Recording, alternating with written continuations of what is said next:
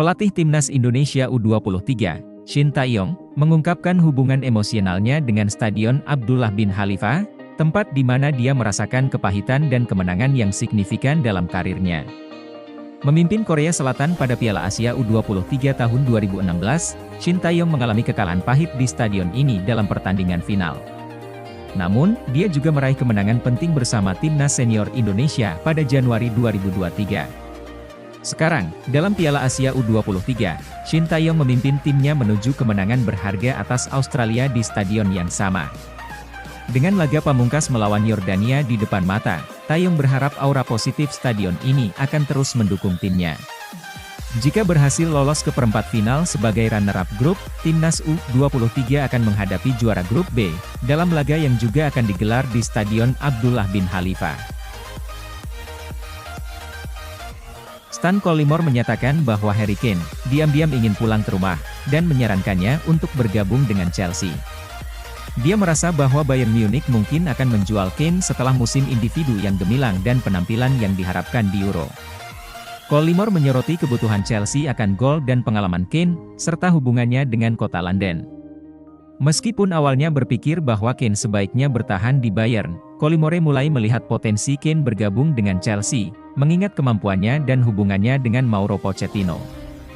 Dengan demikian, saran Collymore menyoroti potensi kepulangan Kane ke Chelsea sebagai solusi untuk membantu klub kembali bersaing di papan atas.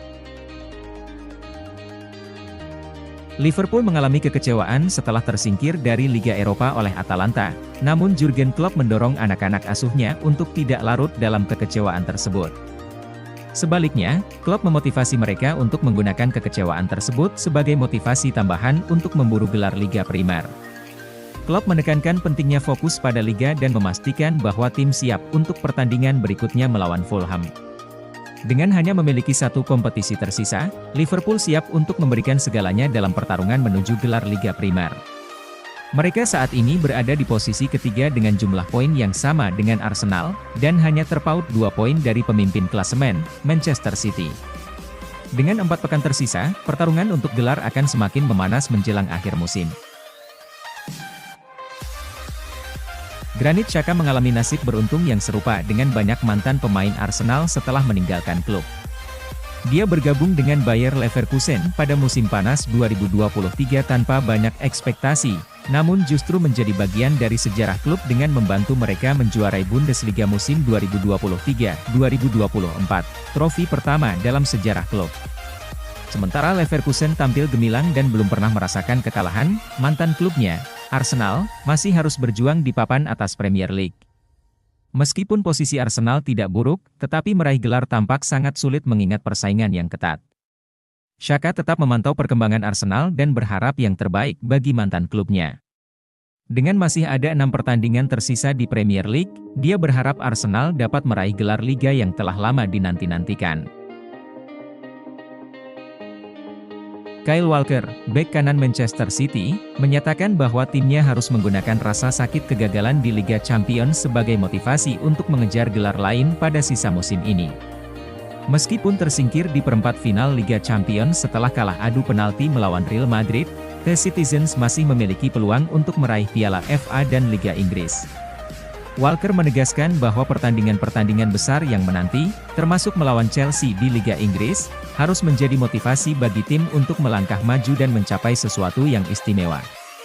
Dia juga mengakui bahwa kekalahan di Liga Champions merupakan pengalaman pahit, namun sebagai tim, mereka berhutang budi kepada para penggemar untuk bangkit dan memberikan penampilan terbaik. Manajer Coventry City Mark Robins memberikan janji untuk berjuang hingga akhir di semifinal FA Cup melawan Manchester United. Meskipun menyadari timnya sebagai underdog, ia menegaskan akan tampil all out. Robins mengakui betapa langka pencapaian Coventry masuk semifinal, tetapi optimis timnya akan tampil dengan performa terbaik di Wembley. Meskipun Manchester United diunggulkan, Robins enggan meremehkan lawannya dan menyatakan kesiapan timnya untuk memberikan pertandingan terbaik. Juventus bermain imbang 2-2 melawan Cagliari di Serie A. Meski tertinggal 2-0, gol dari Dusan Vlahovic dan gol bunuh diri Alberto Dossena menyelamatkan hasil. Massimiliano Allegri mengakui kesalahan timnya karena terlalu fokus pada tiki-taka, membiarkan Cagliari menebar ancaman dengan serangan balik. Allegri menyoroti kurangnya intensitas permainan Juventus dan kesalahan teknis yang dilakukan. Dia menegaskan bahwa dalam situasi seperti itu, tim harus siap untuk bertempur dan bisa menang jika menyamai intensitas lawan atau mengungguli aspek teknisnya, namun Juventus gagal melakukannya dalam pertandingan tersebut. Nacho Fernandez yang merupakan salah satu pemain didikan Akademi Real Madrid, akan meninggalkan klub tersebut di musim panas ini setelah kontraknya habis.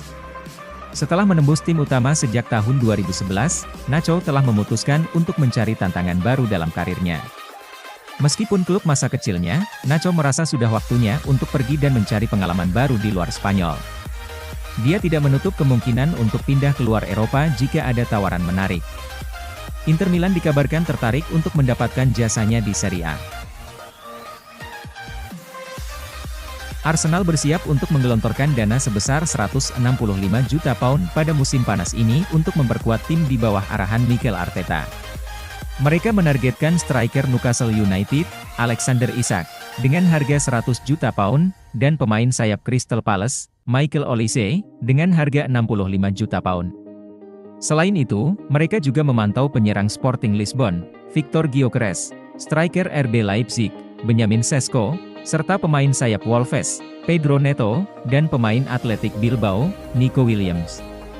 Langkah ini diambil setelah Arsenal tersingkir dari Liga Champions oleh Bayern Munich dan kekalahan mereka dari Aston Villa, yang menempatkan Manchester City di posisi terdepan untuk memenangkan Liga Primer. Munculnya narasi bahwa Arsenal sudah kehabisan tenaga menekankan pentingnya memperkuat skuad sebagai langkah strategis dalam upaya mereka untuk meraih trofi. Donny van de Beek tidak ingin kembali memperkuat Manchester United di musim 2024-2025. Setelah dipinjamkan ke Eintracht Frankfurt, kabar beredar bahwa Frankfurt tidak akan mengaktifkan klausul permanen karena Van de Beek tidak mencapai standar yang diinginkan klub. Van de Beek pun dipulangkan ke Old Trafford, tetapi ia memilih untuk tidak kembali karena sulit memenuhi tuntutan manajer dan merasa tidak akan mendapatkan banyak menit bermain. Ia lebih memilih untuk mencari klub baru dan berharap untuk kembali ke Ajax Amsterdam, di mana ia merasa dapat memulai kembali karirnya. Ajax dilaporkan sedang mencari gelandang baru, sehingga Van de Beek berharap agar transfer ini berhasil. Erling Haaland terus mengalami kesulitan mencetak gol ketika berhadapan dengan Real Madrid, terutama dengan Antonio Rudiger sebagai bek utama lawan. Meskipun Haaland sudah 4 kali menghadapi Madrid dalam perjalanan karirnya, dia belum bisa mencetak gol ke gawang Los Blancos. Rudiger, yang menjadi pawangnya dalam pertemuan-pertemuan tersebut, terbukti menjadi penghalang yang sulit bagi Haaland. Meski Madrid adalah lawan yang paling sering dihadapi oleh Haaland, namun ia belum berhasil membongkar pertahanan mereka, mencerminkan betapa sulitnya tantangan yang dihadapi oleh penyerang muda tersebut. Manchester United telah mengubah rencana transfer mereka dengan tidak mengejar tanda tangan Jarrad Branthwaite dari Everton. Mereka kini lebih fokus untuk mendapatkan Jean-Claire Todibo dari Nice sebagai bek tengah baru. MU membutuhkan armada baru di lini pertahanan karena beberapa bek tengah mereka akan meninggalkan klub di musim depan. Meskipun Branthwaite sebelumnya menjadi target utama, Setan Merah kini memilih untuk mengalihkan perhatian mereka pada Todibo. Keputusan ini memberikan gambaran bahwa MU sedang aktif dalam persiapan menghadapi kebutuhan di lini pertahanan untuk musim depan. Pelatih Timnas Indonesia U23, Shin Tae-yong, mengungkapkan bahwa kunci kemenangan mereka atas Australia dalam laga Piala Asia U23 adalah kepercayaan diri dan mental kuat. Pertandingan yang berlangsung di Stadion Abdullah bin Khalifa, Qatar, dimenangkan oleh Timnas Indonesia dengan skor tipis 1-0, gol dicetak oleh Komang Teguh.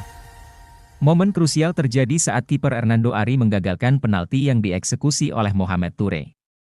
Menurut Shin Tae-yong, penyelamatan tersebut mengubah arah pertandingan dan memberikan kepercayaan diri kepada timnya.